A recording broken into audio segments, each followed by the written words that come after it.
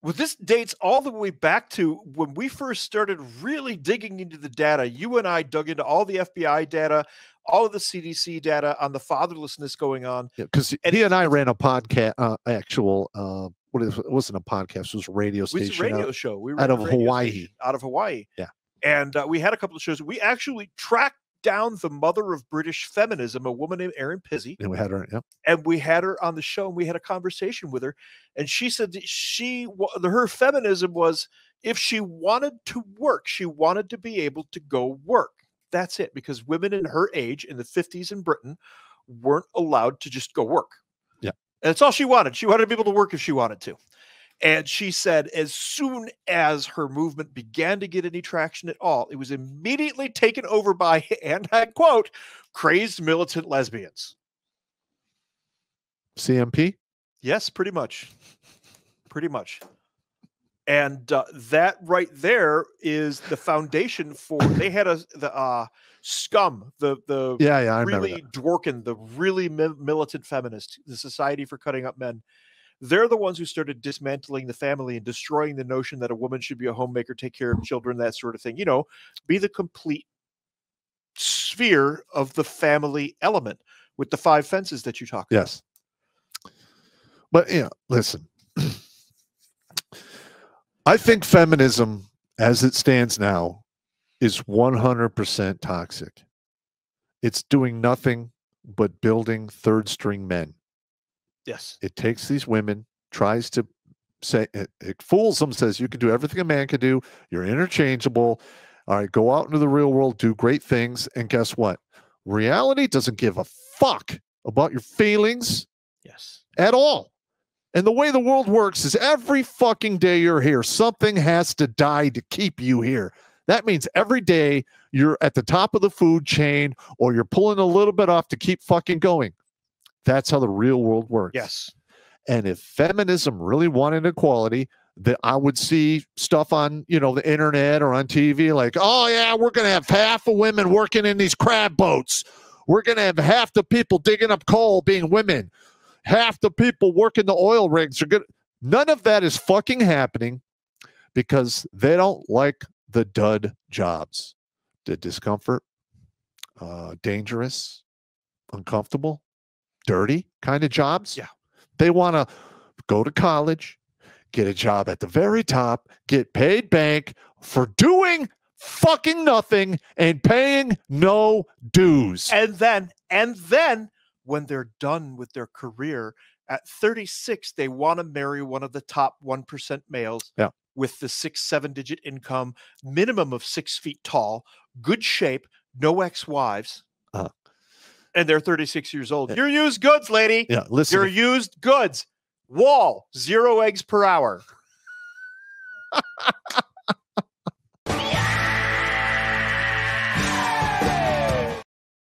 You're absolutely correct with that one, man. But the point we're getting to here is we have the millennials and we have Gen Z literally navigating reality rudderless.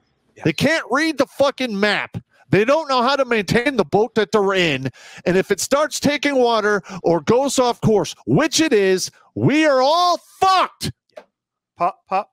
But what's this little glow-in-the-dark spinny thing do? It keeps pointing that way.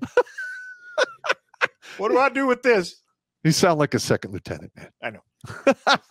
What is this? It glows in the dark? That's kind of cool. Yeah. But, I mean, that's where we're at right now. Yeah. This is becoming a big problem. And listen, when the stock market crashes and everyone loses their money that they've been saving up their entire lives for, you can't feed your fucking family. You can't even heat your fucking house. You just fucking wait and see what happens.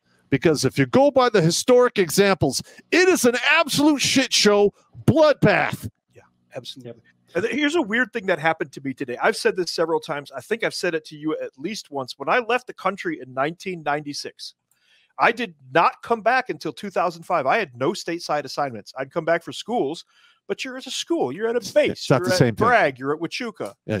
You know? And the world had changed. Everybody was responsible, had jobs. 18 years old, you're getting your first apartment. Maybe you get a whole damn house with 3 friends. and everybody had jobs. Everybody had worked. Everybody had work. I come back. Everybody's wearing slides and white socks and board shorts and walking around unshaven, hair on. What the? And that I hear all the time, oh, you know, it didn't work. Just this litany of excuses about why their lives suck. And I just wrote this today out of nowhere. Okay. What happened is what happened. What you think should have happened does not matter. Get the fuck over yourself, rub some dirt on it, and walk it off. The sooner you can process and accept this, the more personal internal peace you will have. Otherwise, stop walking around being a walking clusterfuck and unfuck your goddamn life, you goddamn pieces of shit. Toughen up, get thicker skin, learn how to fight, learn how to say no, and figure out how to take care of your goddamn self. And guess what happens after that? The world starts to fucking heal, because guess what? Men build this fucking civilization. We protect this civilization. We maintain this civilization. And you need to start living up to that. Boom. And there is the knife hand conversation of the night. Yes. We're going off a little bit tonight, folks. Because I'm so spun up. This is happening in my own fucking backyard. Yes. Nobody asked for this. Yes. I can't remember. And like usually you get a Survey Monkey thing where they're like, hey, you know, we're representatives and we're thinking about doing this. What do you think? I've heard none of that. Just like the banning of the gas stoves, the pushing of the EV vehicles. They want digital fucking curtains. Nobody wanted any of this shit, but they're pushing it down our throats anyway. Because we're not pushing back. Yeah, and we have to start pushing back. We need to have the strong, masculine men say, fuck you, no, and be willing to resist. Yep. It's just that simple. I hope to God that they keep all those trucks out of New York City, and you will see exactly what I'm talking about. Now, I have a detractor out there, and she basically the Chud Watch. The Chud Watch. And I did this video, and the title of her, video that she did about me was, I think the world's going to end in 72 hours. Listen, if you're in a major city and the water shuts off and the food goes away, you have 72 hours before shit gets real. Because a lot of people, when they start getting hungry, shit starts to happen. 98% of people. 2% of people will be able to figure it out. Yes. Yeah. 2% of people will be able to figure it out. And if you're in, listen, if you're in one of those major blue hellhole cities, because I'm right near Detroit, and I'm gonna make some steps to get the fuck out of here. But that's where we are. I've got your Bravo. I've got fallback Bravo there, buddy. Look, one thing is going to happen for certain. Okay, with what's going on right now in the world, especially with this, we're weak and we're ripe for it. Period. Okay? Correct. You're going to bend over. Now, here are your choices. You can bend over and take it, or you can bend over and pick it up. Pick up the bat or take it. Your choice. Yeah. You're going to bend over. One way or another. And listen, man. We've had the prison industrial complex going on for quite some time. And I have no idea why our lawmakers didn't look and go, hey, these prisons keep filling up. I wonder what's going on. Because they don't fucking care. And literally, our presidents have been plotting against us since the 70s. We just showed you 50 all the way back to Carter. Fucking years. Half a century in the making. This plan is. I sound like Yoda. But 50 centuries since the making of this plan has been. Young Skywalker. The fuck just happened? I don't. Now listen, we're laughing about it, but it's serious. It's very serious. Yeah. And listen, and like, Steve and I are military guys.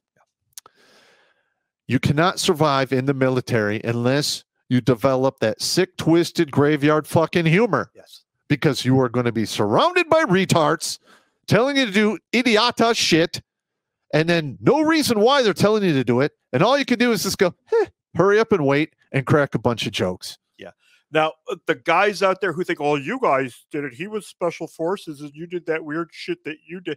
Look, when we operated, it's all we the same. had layers of support when we were doing that stuff.